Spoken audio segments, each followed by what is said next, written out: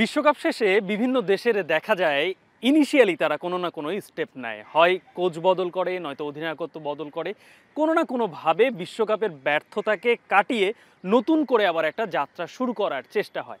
বাংলাদেশ তো টি-20 বিশ্বকাপ শেষ করে আসলো এবং মোটামুটি বলা চলে ব্যর্থই ছিল বাংলাদেশ।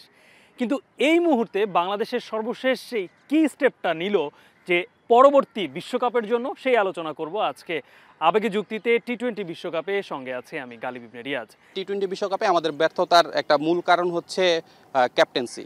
কারণ হচ্ছে ইয়াং স্টারদেরকে ক্যাপ্টেন্সি দিয়ে তাদের উপর প্রেশার বাড়ায় দেওয়া, শান্তর মতো একটা ইয়াং স্টার উদীয়মান প্লেয়ারকে হচ্ছে ক্যাপ্টেন্সি দেওয়া, এটা আমার কাছে মনে হয় না উচিত হয়েছে। আমার কাছে মনে হয় যে মাহমুদুল্লাহ রিয়াদ অথবা লিটন দাস, এরা যেহেতু সিনিয়র, এদেরকে ক্যাপ্টেন্সি দেওয়া দরকার ছিল, তাহলে হাত খুলে খেলতে পারতো শান্ত। আর আরেকটা বিষয় হচ্ছে কোচ। আমরা আসলে কোচের ব্যাপারে যাই কিছু বলি, কোচ আসলে তার জায়গাতেই থাকে, বোর্ড এটা নিয়ে মনে হয় না কোনো কনসার্ন আছে তাদের। সো এই জিনিসটাকে একটু খেয়াল করা দরকার। অফ ফর্মে প্লেয়ারদেরকে দিয়ে একাদশ তৈরি করা হয়েছে বিশ্বকাপ খেলার জন্য, এবং ওই একাদশ দিয়ে বিশ্বকাপ খেলানো হয়েছে, এবং এটাই বিশ্বকাপ ব্যর্থতার জন্য অন্যতম দায়ী।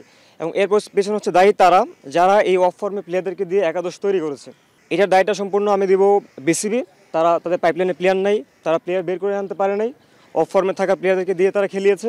অবশ্যই আমাদের যে ঘরোয়া যে টুর্নামেন্টগুলো, ওইগুলো খুবই বেহাল অবস্থা, এগুলোর দিকে নজর দিতে হবে এবং আমাদেরকে নতুন নতুন প্লেয়ার বের করে নিয়ে আসতে হবে।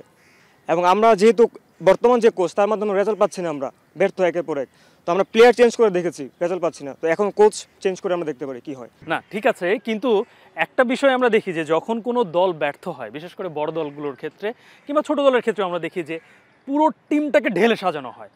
বাংলাদেশে এরকম আমরা কেন দেখি না? মূলত আমার যেটা এইটি প্রথম মনে হয় যে পাপন মহোদয় দীর্ঘদিন ধরে বিসিবি বোর্ডের সভাপতি রয়েছেন। তিনি দীর্ঘ সময় নানা কথা বলেন, কিন্তু আমরা এই কথার পরিপ্রেক্ষিতে পদক্ষেপ গ্রহণ করার ক্ষেত্রে সেটা একদমই দেখি না।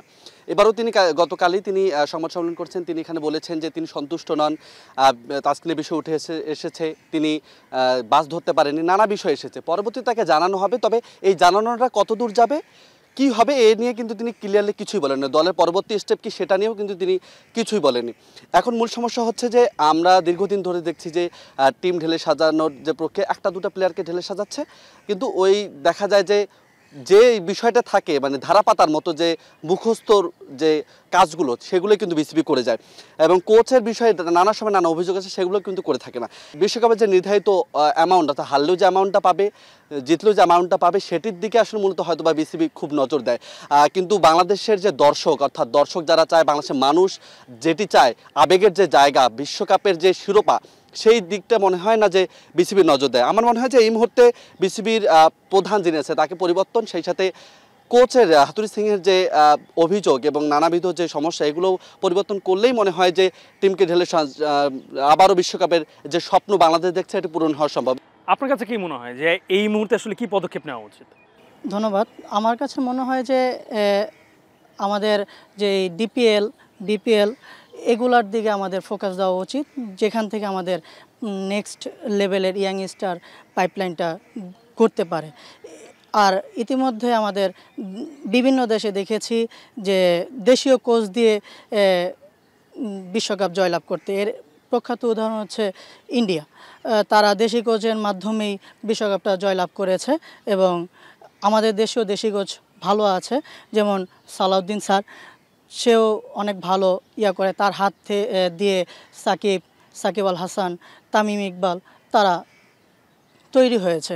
তাই আমার মনে হয় যে আমাদের দেশীয় কোচের মাধ্যমে আমাদের দেশে খেলোয়াড়দের পর্যবেক্ষণ করা, এবং ডিপিএল এবং বিপিএলের দিকে এবং আরও অনেক ম্যাচ আয়োজন করা, যাতে আমাদের দেশে পাইপলাইনটা ভালো মতন গড়ে, যাতে করে আমরা বিশ্বকাপের স্বপ্ন দেখতে পারি।